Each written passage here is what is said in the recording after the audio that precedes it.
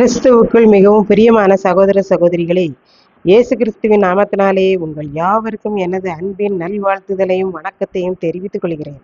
இன்றைய பகலின் குளிர்ச்சியான நாளின் தியான வசனம் லூக்கா எழுதின சுவிசேஷம் 13ஆம் அதிகாரம் 9ஆம் வசனம். கனி கொடுத்தால் சரி, கொடாவிட்டால் இனிமேல் இதை வெட்டி போடலாம் என்று சொன்னான் என்றார். பொந்திய பிலாத்து என்கிற ராஜா யூதேய நாட்டிற்கு ராஜா. இயேசு கலிலேயன் என்பதால் இயேசுவை அவனுக்கு பிடிக்கவில்லை. நமக்கு போட்டியாக ஒரு ராஜா எழும்பி இருக்கிறார் என்பதில் அவனுக்கு கோபம். ஆகவே சில கலிலேயரை கொன்று அவர்களுடைய இரத்தத்தை யூதேயாவின் பலிகளோடு கலந்திருந்தான். அந்த அளவிற்கு கலிலேயரை அவன் வெறுத்தான். இந்த செய்தியை இயேசுவுக்கு கலிலேயர்கள் அறிவித்தார்கள். இயேசு அவர்களை நோக்கி, அந்த கலிலேயரை கொன்றதினால் அவர்கள் மற்ற கலிலேயரை பார்க்கிலும் பாவிகள் என்று நினைக்கிறீர்களோ? அப்படி அல்ல என்று சொன்னார். சீலோவாம் என்னப்பட்ட ஊரிலே ஒரு பெரிய கோபுரம் கட்டப்பட்டது. அது இடிந்து விழுந்து அதில் வேலை செய்த 18 பேரை கொன்று போட்டது. அதனால் நீங்கள் எல்லாரும் அந்த 18 பேரையும் குற்றவாளிகள். அதனால்தான் இந்த தண்டனை இவர்களுக்கு கிடைத்தது என்று நினைக்கிறீர்களோ? அப்படி அல்லவென்று நான் உங்களிடம் சொல்லிக் கொள்கிறேன். நீங்கள் எல்லாரும் இப்போது சந்தோஷமாய் இருக்கிறீர்கள், நன்றாயிருக்கிறீர்கள். ஆகவே இப்பொழுதே மனம் திரும்புங்கள். நீங்கள் மனம் திரும்பாமல் போனால் எல்லாரும் அப்படியே கெட்டு போவீர்கள் என்று இயேசு கூறினார். அதற்கு ஒரு உவமையை இயேசு கூறினார். ஒருவன் திராட்சை தோட்டத்தில் ஒரு அத்தி மரத்தை நட்டான். அவன் வந்து அதில் கனியை தேடினான். ஒரு கனியும் காணவில்லை. அதனால் அவன் தோட்டக்காரனை நோக்கி, இதோ 3 வருஷமாய் நான் இந்த அத்தி மரத்திலே கனியை தேடி தேடி வருகிறேன், ஒரு கனியையும் காணவில்லை. இதை வெட்டி போடு, இது நிலத்தை ஏன் கெடுக்கிறது என்றான்.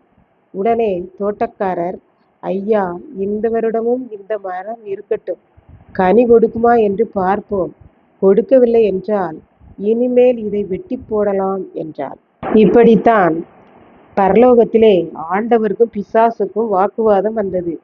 ஒரு மனிதனை குறித்து வாக்குவாதம் வந்தது. பிசாசுகள் எல்லாம் சேர்ந்து ஒரு மனிதனை நாங்கள் கொல்லப் போகிறோம் என்றனர். ஆண்டவர் கூறினார், ஏன் அவன் என்ன செய்தான் என்றார். அவன் எங்களுடைய சொல்லை கேட்கவில்லை, அதனால்தான் அவனை கொல்லப் போகிறோம் என்றனர்.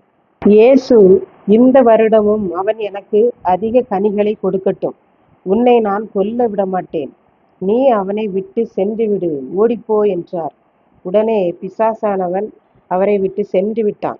இதை கேட்டுக்கொண்டிருக்கும் எனக்கன்பானவர்களே, இன்றைக்கு நாம் ஆண்டவருக்கென்று கனிகளை கொடுக்கிறோமா என்பதை சிந்தித்து பார்ப்போம். ஒருவேளை இந்த உலகமாகிய திராட்சை தோட்டத்தில் ஆண்டவர் நம்மை ஒரு அத்தி மரமாக வைத்திருக்கலாம். எந்த மரம் என்பது முக்கியமல்ல, நாம் எப்படிப்பட்ட மரம், எந்த மரமோ அதற்கு ஏற்றவாறு நாம் கனி கொடுக்க வேண்டும் என்று இயேசு நம்மை எதிர்பார்க்கிறார். நாம் ஆண்டவருக்கென்று கனி கொடுக்காவிட்டாலும் ஆண்டவர் இந்த வருஷமாவது இவன் கனி கொடுப்பானா என்று நம்மிடத்தில் கனியை தேடுகிறார். கனி கொடுக்கிறவர்கள் இன்னும் அதிக நல்ல கனிகளை கொடுக்கட்டும் என்று நமக்காக பரிந்து பேசுகிறார். ஆகவே அவருக்கு கனிகளை கொடுத்து நல்லதை செய்து ஆசீர்வாதம் பெறுவோம். கர்த்தர் தாமே இந்த வார்த்தைகளை ஆசீர்வதிப்பாராக. ஆமென். ஜெபம். அன்பின் ஆண்டவரே, இந்த அருமையான நல்ல நாளுக்காக நன்றி செலுத்துகிறேன். இப்போதும் இதை கேட்டு கொண்டிருக்கிற ஒவ்வொரு பிள்ளைகளும் கனி கொடுக்கவும், ஏற்கனவே கனி கொடுக்கிற வாழ்வு பெற்றவர்கள் இன்னும் அதிக நல்ல கனிகளை கொடுக்கவும் அருள் புரியும். இயேசு கிறிஸ்துவின் மூலம் வேண்டிக் கொள்கிறேன் பிதாவே. ஆமென்.